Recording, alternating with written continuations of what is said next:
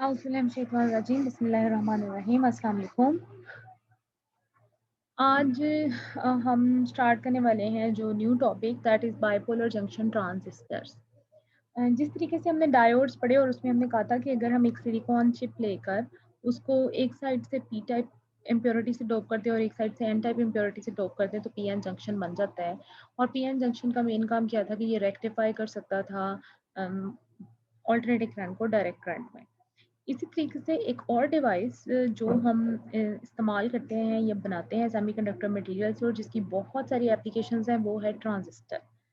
Transistor का मतलब जो है इस वर्ड का वो है ट्रांसफर ऑफ रेजिस्टेंस। यहाँ से ये वर्ड ट्रांजिस्टर निकला है। और जब इसमें बाइपोलर जंक्शन कहते हैं तो बाइपोलर का वर्ड है कि इसमें दो तरह के चार्ज कैरियर्स होंगे, पॉजिटिव और नेगेटिव। पॉजिटिव चार्ज कैरियर्स होल होंगे, नेगेटिव आपके पास इलेक्ट्रॉन्स होंगे, इसकी वजह से इसका नाम बाइपोलर है। और उसके बाद जंक्शन की जहाँ तक बात आ जाती है तो इसमें आपके पास दो पीएन जंक्शन रीजन्स जो हैं वो इस्तेमाल होते हैं। तो जब आप एक सेमीकंडक्टर मटेरियल मोस्ट प्रोबेबली किसी सिलिकॉन वगैरह को लेकर उसको इस तरीके से डोप करते हैं कि उसको आप दोनों साइड से एन टाइप मटेरियल से आपने किया होता है और डोप और दरमियान में जो सेंट्रल रीजन है वो बहुत थिन लेयर जो है वो एक एन टाइप रीजन की आप डोप कर लेते हैं। इसी तरीके से एक सैंडविच स्ट्रक्चर आप बना सकते हैं कि आपने दो जो बाहर वाले रीजन है उनको पी टाइप मटेरियल से कर लिया है आपने डोप और सेंट्रल जो रीजन है उसको एन टाइप मटेरियल से कर लिया है। तो ये जो सैंडविच टाइप मटेरियल्स बन जाते हैं या इसको हम कहते हैं बाइपोलर जंक्शन। अब इसमें 2 तरह के फिर पीएन जंक्शंस बन जाते हैं। ये हमारे पास एक एपिटेक्सियल इसकी फिगर या स्ट्रक्चर प्लेनर स्ट्रक्चर नज़र आ रहा है। ये देखें ये सबस्ट्रेट है। सबस्ट्रेट के ऊपर जो ग्रो किया गया है वो कलेक्टर रीजन है, यानी ये आपके पास एन टाइप मटेरियल होगा। फिर थिन बेस है, बहुत थिन बेस जो कि आपके पास पी रीजन है। और फिर एमीटर है, ये भी आपके पास एम रीजन है और उसके ऊपर हमने मेटलाइज्ड कॉन्टैक्ट्स लगाए हुए हैं, यानी इसके साथ हमारे पास कोई कंडक्टिंग वायर्स लगी होंगी जिसके ज़रिए हम इसको सर्किट में अटैच करेंगे और ये ऑक्साइड की एक लेयर इसके ऊपर डिपॉजिट हुई हुई है। अब 3 रीजन्स इसमें होते हैं। पहला रीजन होता है एमीटर, दूसरा होता है बेस, तीसरा होता है कलेक्टर। सबसे बड़ा जो रीजन है ना वो कलेक्टर है और मतलब अपनी फिजिकल अपीयरेंस के हिसाब से।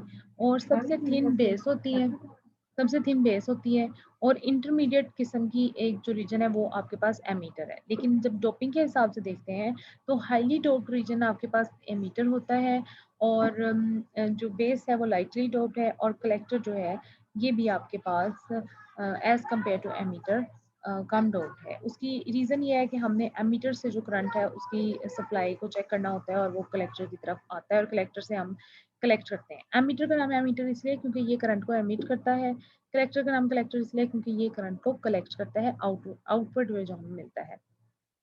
दो तरह के पीएन जंक्शन जो ट्रांजिस्टर्स हैं वो आपके सामने हैं, एक एनपीएन है और एक पीएन है।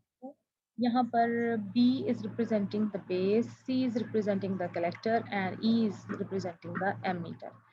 तो अगेन अब हम देखते हैं कि इसकी सिंबॉलिक डायग्राम कैसे होती है, ये भी आपने ध्यान से याद रखनी है। एनपीएन ट्रांजिस्टर में आप ये देखें कि आप जो सेंट्रल रीजन है उसमें एरो आउटवर्ड डायरेक्शन में एमीटर की तरफ बनाते हैं। अगर आप इसको थोड़ा सा याद रखने के लिए देखें तो आम तौर पर आप देखें जो पॉजिटिव चार्जेस होती है ना उसकी लाइन ऑफ फोर्स हमेशा बाहर की डायरेक्शन में होती है और जो आपके पास नेगेटिव चार्जेस हैं उनकी जो आपके पास लाइन ऑफ फोर्स है वो इनवर्ड डायरेक्शन में होती है। तो इसी एनालॉजी पे आप देखें कि जब आपके पास एन पी एन रीजन है तो बेस के साथ ये आपके पास जो पी रीजन अटैच है इसमें एरो आउटवर्ड है क्योंकि पी की वजह से। और पी एन पी में देखें आपके पास ये बेस की तरफ जा रहा है और एन रीजन है बेस आपके पास। तो अब आप यहाँ पर देखें कि इनसाइड या टुवर्ड्स द नेगेटिव रीजन आपके पास लाइंस जा रही हैं। इस तरह ये सिंबल आप याद रख लेंगे। ये आपसे पूछा जा सकता है कि बताएं जी ये किस चीज़ का सिंबल है, पीएनपी का या एनपीएन का। अच्छा जी, अब जो पीएन जंक्शन है दो तरह के बन जाते हैं। एक पीएन जंक्शन आपके पास बनता है बेस और एमीटर के दरमियान में, इसको आप बेस एमीटर जंक्शन कहते हैं। एक पीएन जंक्शन आपके पास बनता है बेस और कलेक्टर के दरमियान में, जिसको आप बेस कलेक्टर जंक्शन कहते हैं। तो जो वायर लीड्स हैं वो कनेक्टेड हैं हर रीजन के साथ। इन लीड्स को आपने ई बी और सी का नाम दिया हुआ है depending upon emitter base and collector. Base region जो है ये लाइटली डोप्ड है, ये बहुत थिन होता है as compare to the heavily doped emitter and moderately doped collector region. Collector region को मॉडरेटली डोप का है, मतलब ये एज कम्पेयर टू बेस इसमें डोपिंग ज़्यादा है और एज कम्पेयर टू एमिटर इसमें कम है। तो ये आपके पास इनकी सिंबॉलिक डायग्राम्स आ गई हैं। अब आप ये देखें कि ये किस तरीके से ऑपरेट करेगा बाइपोलर जंक्शन ट्रांजिस्टर। सबसे पहले आपको करनी पड़ती है बाइसिंग। जब बाइसिंग करते हैं तो उसके नतीजे में ही इसमें करंट जो है वो फ्लो करना स्टार्ट होता है और हमें कुछ ना कुछ आउटपुट मिलती है। तो हम क्या करते हैं कि ये जो बेस एमीटर जंक्शन है इसको कर देते हैं फॉरवर्ड बाइस और बेस कलेक्टर जंक्शन को हम कर देते हैं रिवर्स बाइस। फॉरवर्ड बाइस कैसे करेंगे कि आप ये देखें कि बेस जो है यहाँ पर अगर ये एनपीएन ट्रांजिस्टर है तो बेस इसमें पी रीजन है और जो एमीटर है, ये जिससे हमने शो किया हुआ है एमीटर को, जब ये ग्राउंड लगाया होता है ना तो इसका मतलब ये होता है कि ये सारी लाइन एक ही लेवल पर है और सारे का एक जैसा लेवल है। जो वोल्टेज यहाँ है वही यहाँ है और वही यहाँ है। तो जो कल आपके पास एमीटर रीजन है वो यहाँ पर आपके पास एन रीजन है और वो आपके पास नेगेटिव के साथ अटैच है। तो जब एन टाइप मटेरियल को नेगेटिव से अटैच करते हैं और पी टाइप मटेरियल को पॉजिटिव से अटैच कर देते हैं तो ये हो जाती है फॉरवर्ड बाइसिंग। तो बेस एमीटर जंक्शन जो है फॉरवर्ड बाइस हो गया। अब बेस कलेक्टर की तरफ देख लेते हैं। बेस रीजन क्योंकि आपके पास है पी टाइप मटेरियल और कलेक्टर जो ये है आपके पास कलेक्टर कलेक्टर है आपके पास एन रीजन।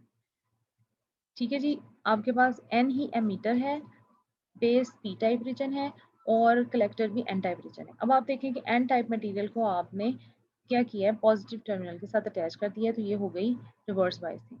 और इसी की वजह से जब आप बेस को देखेंगे तो बेस आपके पास जो है वो अटैच है नेगेटिव के साथ, नेगेटिव टर्मिनल के साथ। तो फिर पी टाइप मटेरियल जब एन से अटैच होता है तो वो भी हो जाती है रिवर्स बाइसिंग। इसी तरीके से पी एन पी को जब आपने फॉरवर्ड और रिवर्स बाइस करना है तो उसके लिए आपके पास टर्मिनल्स की कंडीशन बैटरी की कुछ इस तरह होगी कि आप बेस रीजन को एन को नेगेटिव टर्मिनल से अटैच करेंगे, एमीटर को पॉजिटिव टर्मिनल से करेंगे, कलेक्टर को आप जो है वो नेगेटिव टर्मिनल से अटैच करेंगे और अगेन बेस को पॉजिटिव से कर देंगे। तो इस तरीके से एक रीजन आपके पास रिवर्स बाइस हो जाता है और एक फॉरवर्ड बाइस हो जाता है। फॉरवर्ड बाइस जब आप कंडीशन को करते हैं तो उसमें फिर क्या होता है कि बहुत ज़्यादा करंट जो है वो फ्लो करना शुरू हो जाता है और कलेक्टर को आपने रिवर्स बाइस क्यों किया होता है क्योंकि यहाँ से आप करंट जो है आउटपुट ले रहे होते हैं। तो किस तरीके से ये काम करता है, जो हेवीली डोप्ड एमीटर है उसमें बहुत ज़्यादा हाई डेंसिटी होती है कंडक्शन इलेक्ट्रॉन्स की। अगर आप एन टाइप मटेरियल की बात करते हैं ना तो एन टाइप मटेरियल में एमीटर हेवीली डोप्ड है, उसकी वजह से उसमें जो इलेक्ट्रॉन जो फ्री इलेक्ट्रॉन्स हैं वो बहुत ज़्यादा होते हैं। ये फ्री इलेक्ट्रॉन्स इजीली डिफ्यूज कर जाते हैं बेस साइड पर जब आपने इसको फॉरवर्ड बाइस किया होता है। तो इलेक्ट्रॉन्स जो हैं वो क्या करते हैं, वो चले जाते हैं क्योंकि आपने जब फॉरवर्ड बाइस किया तो एन रीजन आपके पास नेगेटिव टर्मिनल से अटैच है, इलेक्ट्रॉन्स को रिपल्शन मिलेगी और वो पॉजिटिवली बाइस्ड बेस रीजन की तरफ चले जाते हैं। जब ये डिफ्यूज होते हैं तो वहाँ पर ये क्या करते हैं, बेस रीजन आपके पास लाइटली डोप्ड है और बहुत थिन है। तो उससे क्या होता है कि आपके पास जो इलेक्ट्रॉन्स वहाँ गए हैं वो थोड़े से कुछ होल्स के साथ मिल जाते हैं क्योंकि बेस रीजन में आपके पास मेजॉरिटी चार्ज कैरियर्स होल हैं और उनकी बहुत कम कंसंट्रेशन वहाँ पर मौजूद है। ये आपको इन्होंने शो किया है कि ये बेस रीजन है जो बहुत थिन है और इसमें ये वाइट वाइट जो है ये होल्स हैं और ये इलेक्ट्रॉन जो डिफ्यूज हुए हैं इसमें से कुछ इलेक्ट्रॉन्स जो हैं वो क्या करते हैं इनके साथ रिकम्बाइन कर लेते हैं।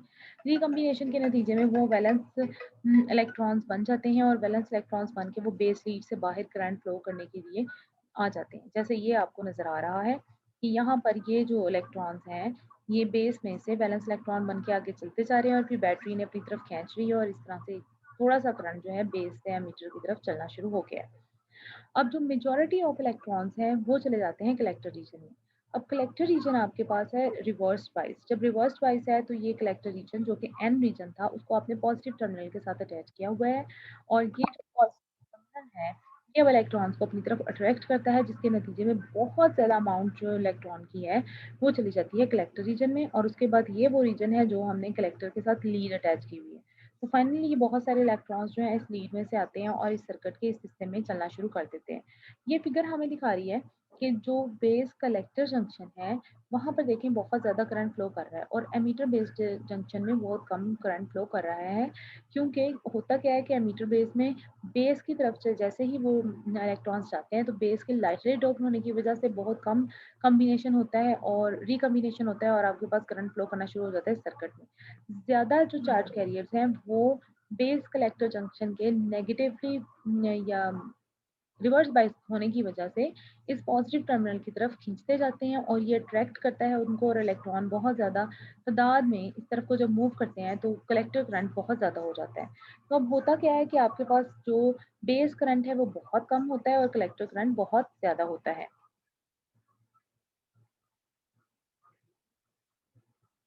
हम्म। तो अगर हम इसके करंट्स के बारे में देखें तो हमारे पास क्योंकि सबसे ज़्यादा करंट जो है वो कलेक्टर रीजन में आ रहा है जो फ्री इलेक्ट्रॉन्स को वो अपनी तरफ खींच रहा है और उसके नतीजे में क्या हो रहा है कि एक्सटर्नल सर्किट में करंट फ्लो करना शुरू हो जाता है और उसके बाद ये दोबारा से एमीटर रीजन की तरफ चला जाता है along with the base current. तो टोटल जो आपके पास करंट है वो आपके पास कहलाता है एमीटर करंट। सारा करंट यहाँ से आ रहा है और इसमें से जो मेजर पोर्शन है वो कलेक्टर करंट का और थोड़ा सा पोर्शन जो है बेस करंट का है। बेस करंट और कलेक्टर करंट मिल के आपको देते हैं एमीटर करंट। तो जो एमीटर करंट है ये थोड़ा सा ज़्यादा होता है कलेक्टर करंट से क्योंकि जो बेस करंट है वो तो बहुत स्मॉल होता है। तो इसलिए मोस्टली ज़्यादातर जो करंट है वो कलेक्टर करंट आपके पास एमीटर करंट के तकरीबन इक्वलेंट ही होता है। इनको हम आईसी, आईई और आईवी से रिप्रेजेंट करते हैं। ये आपके पास करंट की डायरेक्शंस हैं। आपके पास एमीटर करंट इसमें देखें शो हो रहा है इस डायरेक्शन में और इनवर्ड डायरेक्शन में बेस करंट जो है वो पॉजिटिव टर्मिनल की तरफ जा रहा है और एमीटर नेगेटिव से पॉजिटिव की तरफ जा रहा है और कलेक्टर करंट पॉजिटिव टर्मिनल की तरफ जा रहा है एनपीएन में और इसी तरीके से पीएनपी में भी करंट की डायरेक्शंस जो है वो शो की गई हैं। तो आज के लेक्चर के लिए हमें सिर्फ यही समझना था कि किस तरीके से जो आपके पास ट्रांजिस्टर है वो ऑपरेट करता है, कौन से उसके जंक्शंस फॉरवर्ड बाइस होते हैं, कौन से रिवर्स बाइस होते हैं, फॉरवर्ड बाइसिंग की रीज़न क्या है और रिवर्स बाइसिंग की रीज़न क्या है और किस तरीके से करंट हमें कलेक्टर से मिल सकता है।